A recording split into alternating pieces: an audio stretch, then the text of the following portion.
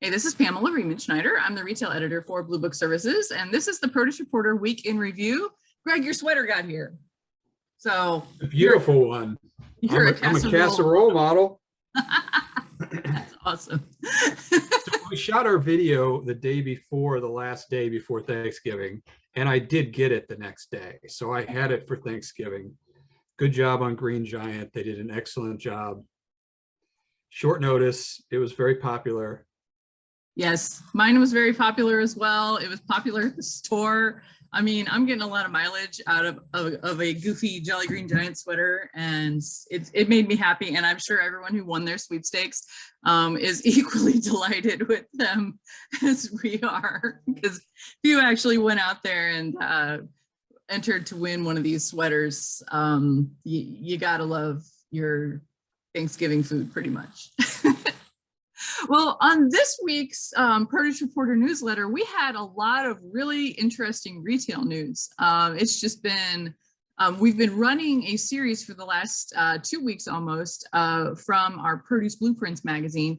Our cover story this month was about Amazon, and it's one of our investigative deep dive pieces we've done previously on Aldi and Kroger, and Aldi and Kroger. Trader Joe's. Trader Joe's. We also did one on Trader Joe's, and these have been very popular with our readers, and no surprise that they're pretty popular about Amazon as well. What are some of the key insights that we got from talking to industry experts?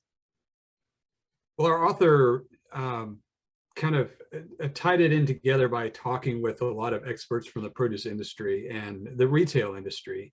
And I don't think you can really sum it up. I mean, kind of, your readers will have to see for themselves, but there's kind of an overall feeling of, I guess, maybe dread on the behalf of competitors, that this is a really strong retail entity who is very innovative. And yet, from what we've seen of them in the market the last few years, including their interaction with Whole Foods, is not something that's revolutionary. They've done some really interesting things, but they haven't revolutionized a very stable part of the industry. And so there's this kind of dichotomy of how much do you fear versus how much learning curve do they have to do to get up to the established people in the space who have been doing it for a century and are not any less innovative.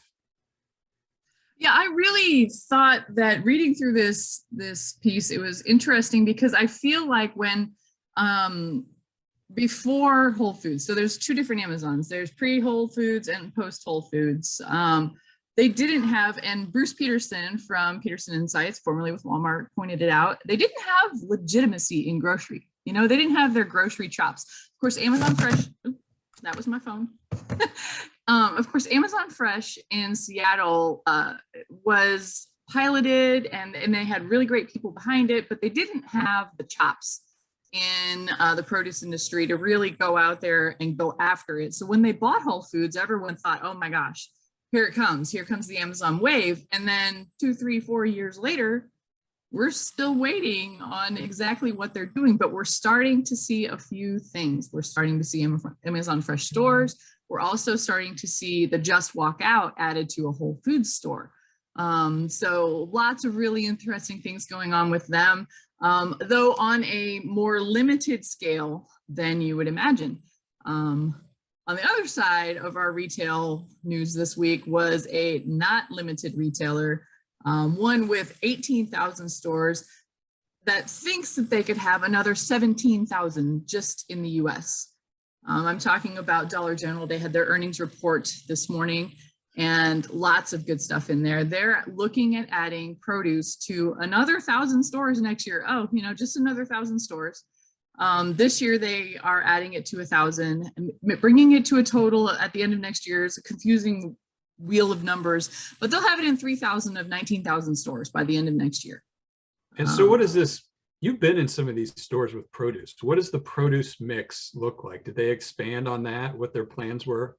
They haven't expanded on exactly what they're putting in the stores, but if you watch on LinkedIn, and I follow a lot of Dollar General store managers and things like that, they do have produce training, and they actually bring in tours of school children to look at their produce departments.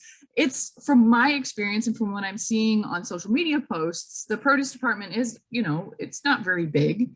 Dollar General Market, of course, has a bigger produce department that I would consider closer to a Save-A-Lot if you've been in one of those.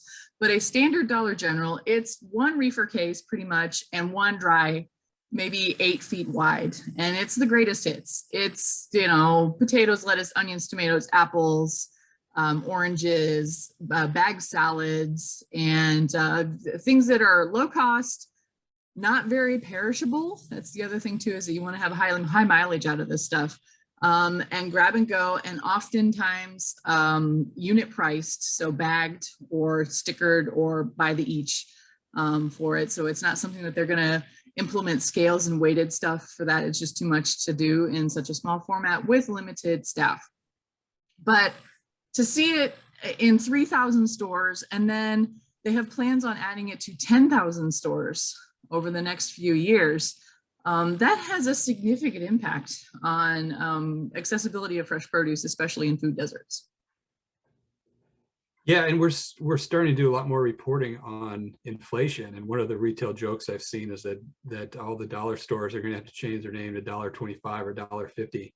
Now, Dollar General is not that everything's a dollar type store.